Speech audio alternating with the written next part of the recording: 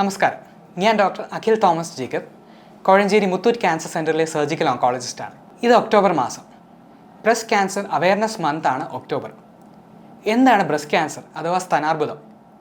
Cancer എന്നുള്ള വാക്ക് തുടങ്ങുന്നത് തന്നെ കാൻക്രം അഥവാ കർക്കിടകം എന്ന ക്രാബിൽ നിന്നാണ് തുടങ്ങുന്നത്.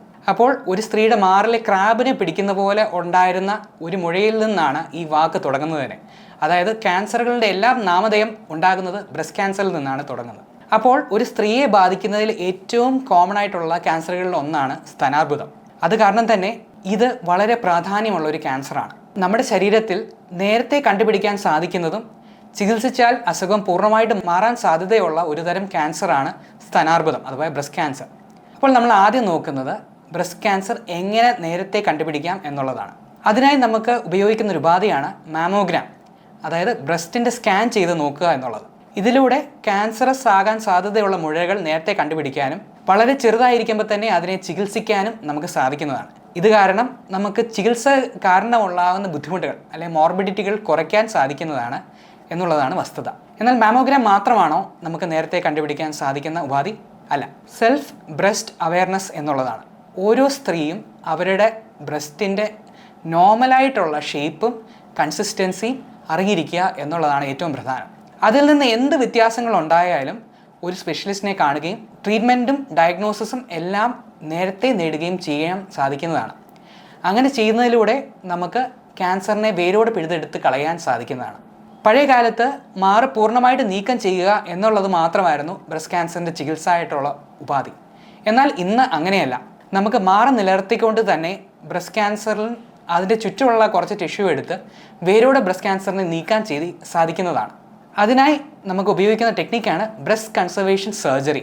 മാറിൻ്റെ ഒരു 20% വരെ വ്യാപ്തിയുള്ള മുഴകൾ നീക്കം ചെയ്യാൻ സാധിക്കുന്നതാണ് ബ്രസ്റ്റ് കൺസർവേഷൻ സർജറിയിലൂടെ. അതിനോടൊപ്പം തന്നെ പ്ലാസ്റ്റിക് സർജറി ടെക്നിക്സും കൂടെ ഉപയോഗിക്കുകയാണെങ്കിൽ നമുക്ക് ആ പോയ ഭാഗം നീക്കം ചെയ്ത് അത് പുനർനിർമ്മിക്കുന്നതിന് സാധിക്കുന്നതാണ്. ഇതാണ് ഓങ്കോപ്ലാസ്റ്റിക് ബ്രസ്റ്റ് സർജറി എന്ന് പറയുന്നത്. ഇതിനോടൊപ്പം തന്നെ റേഡിയേഷനും കൂടെ എടുക്കുകയാണെങ്കിൽ ബ്രസ്റ്റ് ക്യാൻസർ കാരണമുള്ള മരണത്തിനുള്ള സാധ്യത വളരെയേറെ കുറയുകയും അത് മാറ് പൂർണ്ണമായിട്ട് നീക്കം ചെയ്യുന്നതിനെക്കാട്ടും സുപ്പീരിയർ ആയിട്ടുള്ള റിസൾട്ട്സ് ഉണ്ടാകാൻ സാധ്യതയുണ്ട് എന്നാണ് പഠനങ്ങൾ തെളിയിച്ചിരിക്കുന്നത്. അപ്പോൾ ബ്രസ്റ്റ് ക്യാൻസർ സർജറിക്ക് മാറ് പൂർണ്ണമായി നീക്കം ചെയ്യേണ്ട ആവശ്യമില്ല. വളരെ ചുരുങ്ങിയ ഇൻഡിക്കേഷൻസ് മാത്രമേ ഉള്ളൂ മാറ് പൂർണ്ണമായി നീക്കം ചെയ്യേണ്ടി വരുന്നത്. രണ്ടാമതായി നമ്മൾ ബ്രസ്റ്റ് ക്യാൻസർ ഡയഗ്നോസ് ചെയ്യുന്നതിന് എന്തൊക്കെ ഉപയോഗിക്കും എന്നുള്ളതാണ്. ഒന്ന്, മാമോഗ്രാം. നമ്മൾ ഓൾറെഡി പറഞ്ഞു, സ്ക്രീനിങ്ങിനായിട്ടുള്ള മാമോഗ്രാം നമുക്ക് ചെയ്ത് നോക്കാം. രണ്ടാമതായി ബയോപ്സി എടുക്കാം. ബയോപ്സിക്ക് വേണ്ടി നമ്മൾ കോർ നീഡിൽ ബയോപ്സി എന്നുള്ളൊരു ചെറിയ ഗൺ പോലെ ഒരു സാധനം വെച്ചാണ് നമ്മൾ ബയോപ്സി എടുക്കുന്നത്. അപ്പോൾ അത് ബയോപ്സി അതുവഴി എടുക്കുന്നതിലൂടെ നമുക്ക് ക്യാൻസർ ആണോ എന്നുള്ളത് നമുക്ക് വ്യക്തമാക്കാൻ സാധിക്കും. രണ്ടാമത് ക്യാൻസറിൻ്റെ സ്വഭാവം എങ്ങനെയാണെന്നുള്ളത് നമുക്ക് മനസ്സിലാക്കാൻ സാധിക്കും. വ്യക്തികളുടെ സ്വഭാവം വിഭിന്നമായിരിക്കുന്ന പോലെ തന്നെയാണ് ക്യാൻസറിൻ്റെ സ്വഭാവം. ചിലത് വളരെ പതുക്കെ വളരത്തുള്ളൂ, ചിലത് വളരെ അഗ്രസീവായിട്ടുള്ളതാണ്. അതിന് ഓരോത്തിനും ഓരോ രീതിയിലുള്ള ചികിത്സയാണ് നമുക്ക് വേണ്ടി വരുന്നത്. അപ്പോൾ ഈ കോർ നീഡിൽ ബയോപ്സി എടുക്കുന്നതിലൂടെ നമുക്ക് ക്യാൻസറിൻ്റെ സ്വഭാവം മനസ്സിലാക്കുകയും ഏത് സ്റ്റേജിലായിരുന്നാലും അതിന് ഏറ്റവും അപ്രോപ്രിയേറ്റ് ആയിട്ടുള്ള ട്രീറ്റ്മെൻറ്റ് നമുക്ക് ടൈലർ ചെയ്യാൻ സാധിക്കുന്നതാണ്. അപ്പോൾ കോർ നീഡിൽ ബയോപ്സിയും ഇമേജിങ്ങുമാണ് നമുക്ക് ക്യാൻസർ ആകണോ അല്ലയോ എന്നുള്ളത് മനസ്സിലാക്കാൻ ഏറ്റവും പ്രധാനമായിട്ടുള്ളത്. രണ്ടാമതായിട്ടുള്ള ഒരു ചോദ്യമാണ്, നമുക്ക് സർജറി കഴിഞ്ഞ് കീമോ വേണോ, റേഡിയേഷൻ വേണോ, വേറെ എന്തെങ്കിലും മരുന്നുകളുണ്ടോ എന്നുള്ളത്. മാറ് നിലനിർത്തിക്കൊണ്ടുള്ള സർജറി ചെയ്തതിന് ശേഷം റേഡിയേഷൻ അനിവാര്യമാണ്. എന്നാൽ മാറ് പൂർണ്ണമായിട്ട് നീക്കം ചെയ്താൽ തന്നെ കക്ഷത്തിലെ കഴലുകളുടെ എണ്ണവും അതിൽ എത്ര എണ്ണം വ്യാപിച്ചിട്ടുണ്ട്, അതുപോലെ ക്യാൻസറിൻ്റെ ഒറിജിനലായിട്ടുള്ള സ്റ്റേജ്, ഇതൊക്കെ വെച്ച് നമുക്ക് ചിലപ്പോൾ റേഡിയേഷൻ വേണ്ടി വരാം. ഇന്ന് റേഡിയേഷൻ വളരെ ഈസി ആയിട്ട് നമുക്ക് എടുക്കാൻ പറ്റുന്ന ഒരു രീതി ഉള്ള ചികിത്സയാണ്. ഒരു വേദനയോ ബുദ്ധിമുട്ടോ ഇല്ലാതെ തന്നെ നമുക്ക് ഈ ചികിത്സ പൂർണ്ണമാക്കുവാനും വെറും 3 ആഴ്ചത്തെ വ്യാപ്തിയോടുകൂടി ആ ചികിത്സ നമുക്ക് പൂർണ്ണമാക്കാൻ സാധിക്കുന്നതാണ്. മൂന്നാമതുള്ള കാര്യം, ക്യാൻസറിന് ശേഷമുള്ള കീമോതെറാപ്പി എന്താണെന്നുള്ളതാണ്. മുടി പോകുമോ, മുടിക്കുള്ള ബുദ്ധിമുട്ടുകൾ ഉണ്ടാകുമോ എന്നൊക്കെയുള്ളതാണ് പലരെയും ബാധിക്കുന്ന ഒരു കാര്യം.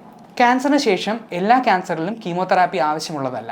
എന്നാൽ ഒരു ചുരുക്കമുള്ള സെഗ്മെൻറ്റിൽ നമുക്ക് കീമോതെറാപ്പി അനിവാര്യമാണ്.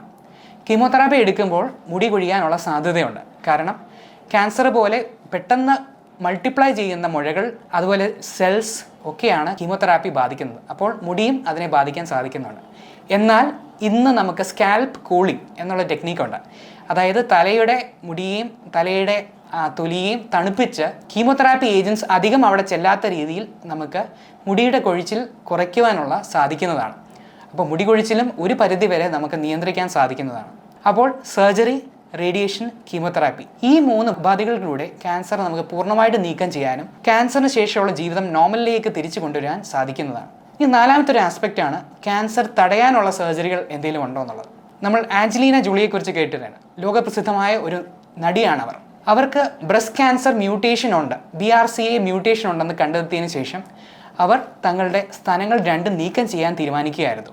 അപ്പോൾ സ്തനങ്ങൾ നീക്കം ചെയ്യുന്നതിലൂടെ ബ്രസ്റ്റ് ക്യാൻസർ തടയാനാകും എന്നുള്ളതാണ് പഠനങ്ങൾ കണ്ടുപിടിച്ചത്. BRCA മ്യൂട്ടേഷൻ ഉള്ള വ്യക്തിക്കും അതുപോലുള്ള മ്യൂട്ടേഷൻ ഉള്ള അവരുടെ കുടുംബാംഗങ്ങൾക്കും ഈ സർജറി നമുക്ക് ഓഫർ ചെയ്യാൻ സാധിക്കുന്നതാണ്. അതുകൂടാതെ BRCA മ്യൂട്ടേഷൻ ഉള്ള വ്യക്തികൾക്ക് അണ്ഡാശയത്തെയും ക്യാൻസർ ബാധിക്കാൻ സാധിക്കുന്നതാണ്.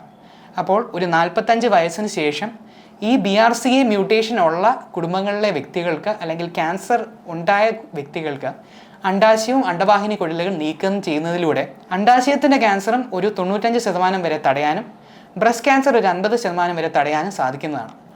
അപ്പോൾ ശസ്ത്രക്രിയയിലൂടെയും ചികിത്സയിലൂടെയും ക്യാൻസർ തടയാൻ വരെ സാധിക്കുന്ന ഒരുതരം ക്യാൻസറാണ് ബ്രസ്റ്റ് ക്യാൻസർ. അപ്പോൾ നമുക്ക് ചിന്തിക്കാം, ബ്രസ്റ്റ് ക്യാൻസറിനെ ഭയക്കണം? കൃത്യമായ ചികിത്സയും കൃത്യമായ സമയത്തിലുള്ള ഡയഗ്നോസിസും ചെയ്താൽ പൂർണ്ണമായിട്ടും നമുക്ക് നീക്കം ചെയ്യാൻ പറ്റുന്ന ഒരുതരം ക്യാൻസറാണ്. അപ്പോൾ ഞാൻ ഉറപ്പിച്ചു പറയുന്നു, ബ്രസ്റ്റ് ക്യാൻസറിനെ ഭയക്കേണ്ട. കൃത്യമായ സമയത്ത് ജാഗ്രതയോടെ പ്രവർത്തിക്കുക എന്നുള്ളത് മാത്രമാണ് നമ്മൾ ചെയ്യേണ്ടത്. നന്ദി, നമസ്കാരം.